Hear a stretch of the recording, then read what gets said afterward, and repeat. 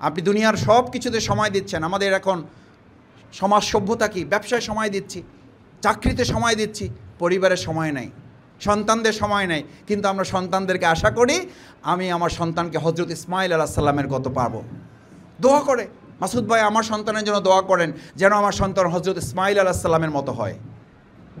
আমি তখন বলি আপনি কি হজরত ইব্রাহিম আলাইহিস সালামের মতো হওয়ার চেষ্টা শুরু করেছেন? কয় ভাই এটা তো বুঝলাম না। তাহলে এটা বুঝবেন না কেন? ইসমাইল আগে না হজরত ইব্রাহিম আলাইহিস সালাম আগে? আগে শুরুটা কোনটা দিয়ে? তো হজরত ইসমাইল আলাইহিস সালাম পেতে হলে তো আগে আমাকে কি হইতে হবে? হজরত ইব্রাহিম আলাইহিস সালামের অনুসারী হওয়ার চেষ্টা করতে হবে। আগে ঘরে যে আছে তাকে তো হজরত হাজেরা আলাইহিস সালাম হওয়ার চেষ্টা করতে হবে। আমার হজরত ইব্রাহিম আলাইহিস সালামের খবর নাই, আমার হজরত হাজেরা আলাইহিস সালামের খবর নাই, কিন্তু আমরা প্রত্যাশা করি হজরত ইসমাইল আলাইহিস সালাম। হবে না। রাসূল সাল্লাল্লাহু আলাইহি ওয়াসাল্লাম আল্লাহ তাআলার সুন্নাহ এটি নয়। আমি আমার পরিবারের সদস্যদেরকে মাঝে মধ্যে বলি, আমরা মাঝে মধ্যে পরিবারে আলোচনা করি না, কতদিন আগে আমরা বেড়াতে গিয়েছি, কতদিন আমরা হোটেলে খেতে গিয়েছি, কতদিন আগে আমরা বিরিয়ানি খেয়েছি। এই আলোচনার সাথে একটা লাইন যোগ করে নেবেন, কতদিন আমরা পরিবারের সব সদস্যদেরকে তাহাজ্জুদে এক জায়নামাজে একত্রিত করেছি। আল্লাহ সুবহানাহু ওয়া তাআলা কোরআনে আমাদের জন্য এটি ঘোষণা করে দিয়েছেন, যেটি আমাদের প্রিয় প্রধান অতিথি উল্লেখ করেছেন আপনাদের সামনে। ইন্না নাহনু নাজ্জালনা যিকরা ওয়া ইন্না লাহু লাহাফিজুন। আল্লাহ তাআলা কোরআন নাজিল করেছেন এবং এটা সংরক্ষণকারীও তিনি। সুতরাং এই হাফেজ যাদেরকে বলি, আসলে প্রকৃতপক্ষে হাফেজ হচ্ছেন মহান আল্লাহ সুবহানাহু ওয়া তাআলা। এই কথাটাই তিনি বলেছেন যে আল্লাহ যদি মকবুল না করেন, আল্লাহ যদি কবুল না করেন, তোমার শিক্ষক, তোমার অভিভাবক সকল চেষ্টায়ও তুমি কিছুই করতে পারবে না। সেজন্য প্রথম আমার কাছে মনে হয়েছে তিনি তিনটি পরামর্শের মধ্যে গুরুত্বপূর্ণ আমার কাছে এটি যে পরের দুটো আল্লাহ তাআলা কবুল করতে হবে। বাবা মা এবং শিক্ষকদের যে দোয়া নিতে হবে। আমি এই কথা বলছি এই জন্য যে আমার ছোট ছেলে এখানে আছে, আমি আমার পরিবারের গল্পের জন্য বলছি না, আপনাদের বোঝার জন্য যদি কোনো কাজে লাগে। আমার বড় ছেলে সে আরেকটা মাদ্রাসায়, সেখানে হিফজের জন্য পড়াশোনা করে। সে হঠাৎ একদিন আমাকে বলছে যে আমি রাত 3:30টায় আমাকে উঠতে হবে। আমি মাঝে মধ্যে উঠি, সব সময় উঠতে পারি না, আল্লাহ মাফ করুন। কিন্তু যেদিন সে আমাকে বলছে আমার এখন থেকে আমার শিক্ষক আমাকে বলেছে যে আমাকে রাতে 3:30টায় উঠে আমার পড়া রেডি করতে হবে, হিফজের পড়া রেডি করতে হবে, আমি সেদিন খুব অভিভূত হয়েছি এবং আমার কাছে গোটা পৃথিবীর সমস্ত সম্পদের চেয়ে তার এই কথাটা আমার কাছে বরকতপূর্ণ মনে হয়েছে। যে তার শিক্ষক তাকে বলেছে এটির চেয়েও গুরুত্বপূর্ণ হচ্ছে আল্লাহ সুবহানাহু ওয়া তাআলা তাকে এটার জন্য কবুল করেছেন। এবং আমি তাকে বললাম যে তুমি কি 3:30টায় উঠতে পারবা? বলছে হ্যাঁ আমি উঠতে পারবো এবং তুমি না উঠালেও আমি উঠবো। তা আমি বললাম কী করে উঠবা? বলছে আমি উঠবো। মানে তার মধ্যে আমার ধারণা, আমার মন বলে যে আল্লাহ তাআলা তার মধ্যে এই পেরেশানিটা তৈরি করে দিয়েছেন বলে এটা তার পক্ষে সম্ভব। এবং এখন আমি ফজরের সময় তাকে উঠাতে যত কষ্ট হতো, রাত 3:30টায় এখন উঠাতে আমার কষ্ট হয় না। একবার ডাক দিলে কিংবা একটু মাথায় হাত দিলে, অথবা গিয়ে আমি যখন সালাম দিই ঘুমের অবস্থায়, আসসালামু আলাইকুম বাবা ওঠো, সালাম দেওয়ার সাথে সাথে সে উঠে বসে যায়। এটা বলছে এই কারণে যে সম্মানিত অভিভাবকবৃন্দ এখানে আছেন।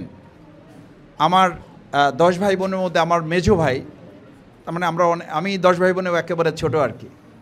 আমার মা, আমি আমার মায়ের সাথে থাকি, আমার মায়ের বয়স এখন প্রায় 94 বছর। আমার মা এখনও বলে, যখন আমাদের ছেলেদেরকে আমরা হাফেজ বানানোর চেষ্টা করছি, আমার মেজো ভাই হাফেজ, তো আমার মা বলে যে তুমি যদি তোমার সন্তানকে হাফেজ বানাতে চাও তাহলে আগে তোমাকে হাফেজ হতে হবে। তোমার সন্তানকে কোরআনের সাথে সম্পৃক্ত করতে হলে তোমাকে কোরআনের সম্পৃক্ত করতে হবে। আমাকে একদম মা ক্যাটাগরিক্যালি বলেন যে সন্তান পাশে কোরআন পড়বে আর তুমি পাশে বসে মোবাইল দেখবে আর তোমার সন্তান কোরআনে হাফেজ হবে, এই চিন্তা বাদ দাও। আমি আমার এই মায়ের কথাটা খুব মজবুতভাবে মাথায় ধারণ করেছি এবং আমার পরিবারের যারা আর অন্য সদস্য আছে আমি তাদেরকেও বলেছি যে সন্তানকে যদি হাফেজ করতে হয়, কোরআনের সাথে সম্পৃক্ত করতে হয়, তাহলে মডেল হিসাবে বাবা মাকে আগে তার সাথে সম্পৃক্ত হওয়ার মানে প্রেজেন্টেশনটা দিতে হবে, আগে আপনাকে উপস্থাপন করতে হবে, আপনাকেও বলতে হবে, আপনার আমলি জিন্দিগি দিয়ে তার উপরে প্রভাব বিস্তার করার মতো পরিস্থিতি তৈরি করতে হবে। আর বাবা মা এবং শিক্ষক মণ্ডলীর দোয়া পাওয়ার জন্য চেষ্টা করা, এটি সন্তান হিসেবে যেমন দায়িত্ব, আবার আপনাকে কিন্তু দোয়া শেখানো হয়েছে। আমাদের অভিভাবকবৃন্দ এখানে আছেন। রব্বানা হাবলানা মিন আজওয়াজিনা ওয়া যুররিয়াতিনা কুররাতা আয়ুনি ওয়াজআলনা লিল মুত্তাকিনা ইমামা। আপনার সন্তান যেন চক্ষু শীতলকারী হয়। চক্ষু শীতলকারী কখন হবে? যখন আপনার সন্তানকে জিকিরের মাধ্যমে তার অন্তরটা প্রশান্তির অধিকারী সে হবে। আর অন্তর তো প্রশান্তির অধিকারী করার জন্য মহাগ্রন্থ আল কোরআন। কোরআন যার হৃদয়ে নেই সে নিজে প্রশান্তি অর্জনও করতে পারবে না, সে অন্য কাউকে প্রশান্তি দিতেও পারবে না। সেই জন্য অভিভাবকবৃন্দের কাছে আমি অনুরোধ করব যে আপনার সন্তানের কাছ থেকে যদি আপনি দোয়া চান, এটা রব্বানা হাবলানা, আপনি তার কাছ থেকে এই দোয়া চান, তার আগে আপনার দোয়া এই শামিল করতে হবে তাকে। আপনার সন্তানের কাছ থেকে যদি আপনি প্রত্যাশা করেন যে সে যখনই একটু বড় হবে তখন আপনার জন্য এই দোয়া করুক, রব্বির হামহুমা কামা রব্বায়ানি সগীরা, তাহলে আপনি এখন থেকে তার জন্যই দোয়া করতে থাকুন। রব্বানা হাবলানা মিন আজওয়াজিনা ওয়া যুররিয়াতিনা কুররাতা আয়ুনি ওয়াজআলনা লিল মুত্তাকিনা ইমামা। আপনি সন্তানের কাছ থেকে যদি রব্বির হামহুমা কামা রব্বায়ানি সগীরা এটা প্রত্যাশা করেন, তাহলে আপনি তার জন্য আগে ইনভেস্ট করুন। আমি একজন বাবা হিসাবে বলছি, যদি আমার সন্তানের কাছ থেকে রব্বির হামহুমা কামা রব্বায়ানি সগীরা প্রত্যাশা করি, তাহলে আমি যেন এখন থেকে ইনভেস্ট করি, অর্থাৎ তার জন্য চোখের পানি ইনভেস্ট করি, তার জন্য সময় ইনভেস্ট করি, তার জন্য শ্রম ইনভেস্ট করি, তার জন্য মেধা ইনভেস্ট করি, তার জন্য যেন 2 রাকাত নামাজ আমি ইনভেস্ট করি, তার জন্য নফল রোজার জন্য ইনভেস্ট করি। আমি আল্লাহ যেন আমাদের সব নষ্ট না করেন। সুধী মণ্ডলী, অভিভাবকবৃন্দ, আমরা তো পৃথিবীতে নিজেকে প্রথম ভালোবাসি দুনিয়ার দৃষ্টিতে, তারপর বিয়ে হয়ে যাওয়ার পর আমি আমার সহধর্মিণীকে ভালোবাসি, তারপর সন্তান হওয়ার পর দেখবেন মোবাইলে ছবি চেঞ্জ হয়ে যায়। কার ছবি চলে আসে? যখন বেবি চলে আসে, সন্তান চলে আসে, তখন নিজের ছবিও মোবাইলে থাকে না, সহধর্মিণীর ছবিও, মানে একদম ভিতরের স্ক্রিনে যদি রাখেন, দেখানোর জন্য বলছি না, কার ছবি চলে আসে? আমি দেখি সন্তানের ছবি চলে আসে। তার মানে এখন পৃথিবীতে সন্তান হচ্ছে আপনার শ্রেষ্ঠ সম্পদ। সেই শ্রেষ্ঠ সম্পদের জন্য যদি আপনি একটা ফ্ল্যাট করেন, একটা গাড়ির চিন্তা করেন, একটা প্লটের চিন্তা করেন, তার আগে তার জন্য নফল রোজার চিন্তা করুন। একটা ফ্ল্যাটের চেয়ে, একটা প্লটের চেয়ে তার জন্য নফল রোজা, তার জন্য 2 রাকাত তাহাজ্জুদ, তার জন্য চোখের পানি ফেলে জায়নামাজে 2টা ফোঁটা পানি ফেলতে পারা এই পৃথিবীর সমস্ত সম্পদের চেয়ে উত্তম।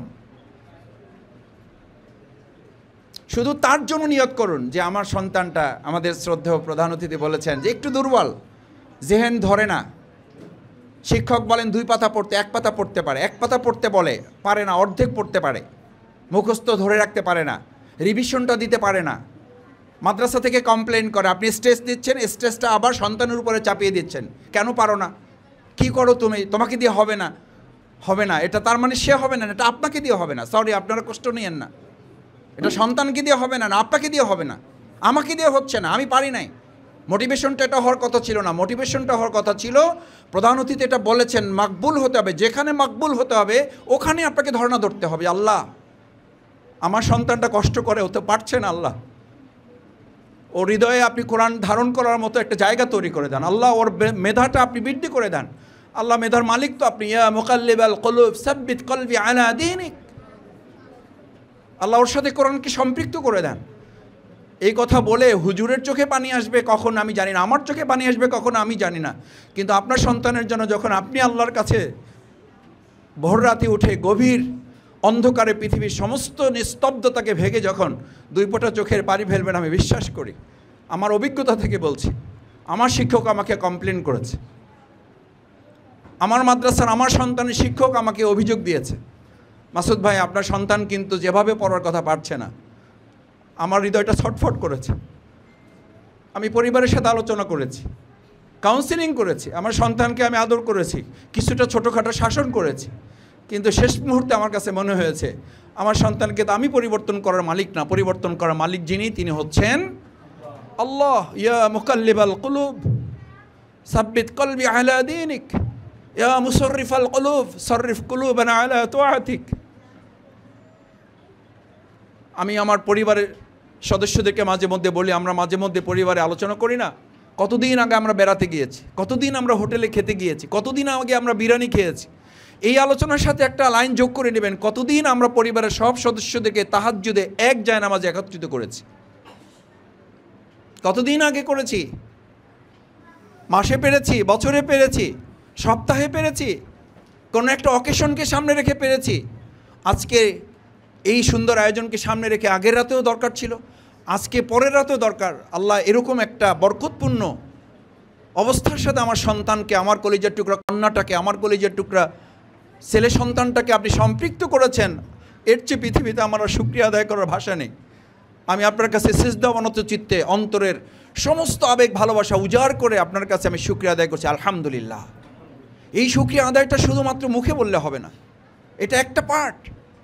মাথা নত করে, চোখের পানি ফেলে, জায়নামাজের সাথে সম্পৃক্ত হয়ে, এবং কিছু সময় জায়নামাজে নিজেকে সম্পৃক্ত করে রাখবেন। সিজদায় যখন পড়ে থাকবেন, সিজদা থেকে মাথা উঠাতে চাইবেন না, সিজদা থেকে মাথা উঠাতে চাইবেন না, যে আল্লাহ যতক্ষণ পর্যন্ত আমার অন্তর বলবে আমার সন্তানটাকে আপনি কোরআনের জন্য কবুল করেছেন, ততক্ষণ পর্যন্ত আমি মাথা উঠাচ্ছি না।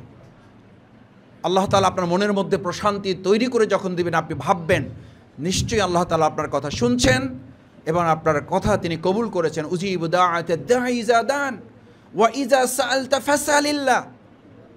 শিক্ষককে বললে হবে না, হুজুর কি করলেন আপনি, আমার ছেলেটা হচ্ছে না, মাদ্রাসাটা ভালো না। শিক্ষক কি করে? আপনাদের শিক্ষক চেঞ্জ করেন। আমি এই কথাও বলতে শুনেছি, আল্লাহর রাস্তায় আমাকে আপনারা অন্যভাবে নিয়েন না। আমাকে বলে, মেসেজ দেয় কেউ কেউ, শিক্ষক চেঞ্জ করা দরকার মাসুদ ভাই, আপনাদের অমুক মাদ্রাসা অমুক প্রতিষ্ঠান একটু খোঁজ নেন। আমি বলি যে আপনি কি আপনার সন্তানের খোঁজ নিতে পেরেছেন? আপনি আপনি কতখানি সময় দিতে পেরেছেন? আল্লাহর রাস্তায় বলবেন। আমাদের সম্মানিত সুধীমণ্ডলী, আমাদের কলিজা টুকরা সন্তানগুলো এখানে আছে, এগুলো এক একটা জান্নাতের গোলাপ। আমাদের এদের জীবনে গুনাহ নেই, এখন এদের গুনাহ করার সময় হয় নাই। এরা আপনাদের পৃথিবীর সবচেয়ে বড় সম্পদ এখন পর্যন্ত। ফ্ল্যাট আপনার সম্পদ না, ব্যবসা আপনার সম্পদ না, ব্যাংক ব্যালেন্স আপনার সম্পদ না। আপনার সম্পদ হচ্ছে এই এই এই টুকরোগুলো, এই গোলাপগুলোকে আপনি যত্ন করেন। আপনি হাজার ফ্ল্যাটের মালিক হবেন, এই টুকরোগুলোকে আপনি যত্ন করেন, গোটা পৃথিবীর মালিক হবেন না শুধু, আল্লাহ তাআলা এদের উসিলায় আল্লাহ তাআলা আপনাকে জান্নাতেরও মালিক করে দিতে পারেন। আমরা আজকে এখানে এসেছি এই আশায়। আমাকে আজকে আমাদের নুরুল আফসার ভাই আমাকে এখানে নিয়ে আসতে পারতো না, আমার সন্তান আমাকে এখানে নিয়ে আসতে পারতো না। আমি একটা আশায় এসেছি, আমার কলিজার টুকরা সন্তানটা, আমাদের এই সন্তান তুল্য যেগুলো এখানে আছে, এদেরকে যদি দয়া করে আল্লাহ তাআলা কোরআনের সাথে একটু সম্পৃক্ত করেন।